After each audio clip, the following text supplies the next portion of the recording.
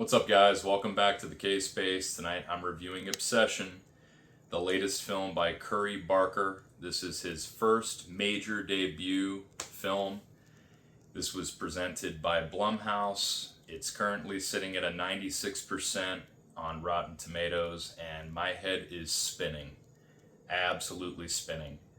I am speechless, honestly. I am rarely left speechless leaving a movie. I don't think I've ever seen anything like this before.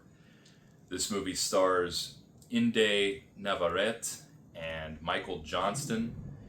These are two, I'm assuming, amateur actors. They haven't been in many other movies. I know that Inde Navarrete has starred in that Superman and Lois thing on HBO.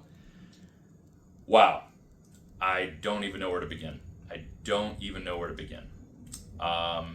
This is basically Fatal Attraction meets Hereditary. It is absolutely everything the critics are saying it is in terms of, I've heard a lot of this mean-spirited term being thrown around amongst many of the big critics on YouTube. It is mean-spirited. It's cruel. The movie opens up with an absolute gut punch. And I don't think I have left the movies in a long time feeling so dreadful and awful and dirty. Now, that's not to say that it's a bad film. It's a great movie, but it's effective. And it achieved what it wanted to. It really did make me feel awful, horrible. I won't soon revisit the movie. I praise it for its technical prowess, the acting, the score. The score is, it makes everything that much more dreadful and awful. Just soaked, drenched in dread and darkness. This movie is actually scary. I will say it is actually scary. I haven't felt like this since I left the theater watching Hereditary, and that was about 9 years ago. That was a very, very impactful film that many people thought was the scariest film of all time, whatever. I don't agree with that. I'm not going to say this is anywhere near the scariest movie of all time. It's not. But it just leaves you feeling so awful. I'll start off by saying Curry Barker is a new voice in horror that needs to be recognized. He absolutely got the job done, and boy did he choose a crew for this job. Inde Navarrete, I don't know if I'm pronouncing that correctly, she was the star of the show. And if she didn't sell it, this wouldn't work. If she didn't nail this performance, it would not work. She absolutely killed it. And I've been hearing early Oscar buzz around her name. I don't know. I don't think so. You know how horror goes. Never know, because last year we had Weapons.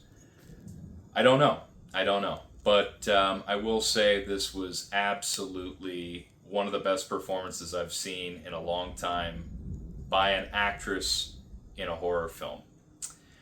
The movie bases around a guy who he's infatuated with a coworker. I guess they have some history together. They were going to high school together and they graduated. They started working at a music store. And this isn't a spoiler, but he goes on a kind of a one night outing with her, drops her off at her house, and somewhere along the way he has this One Wish willow stick, sort of a novelty item from a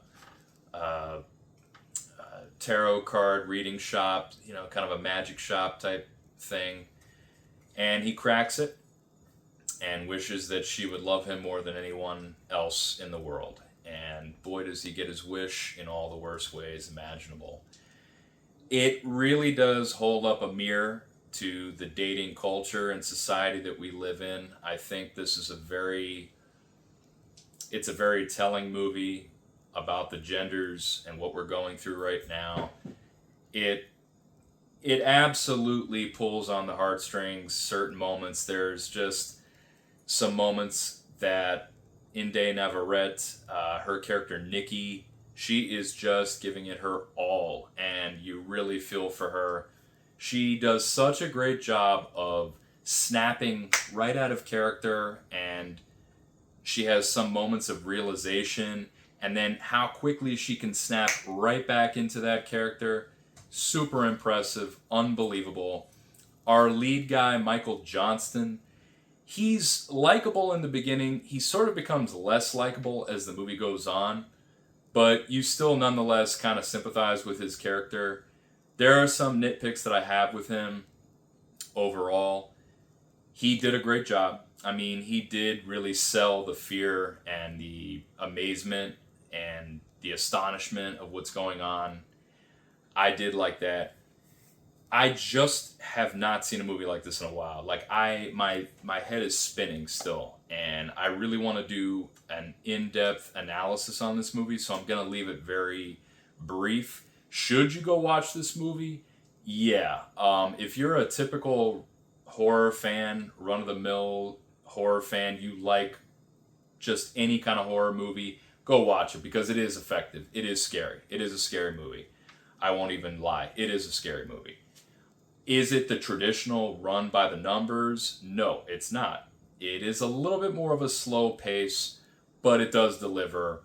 You can count on a delivery maybe once every 10 to 15 minutes. There's going to be something there that just blows your mind, and I really did like that.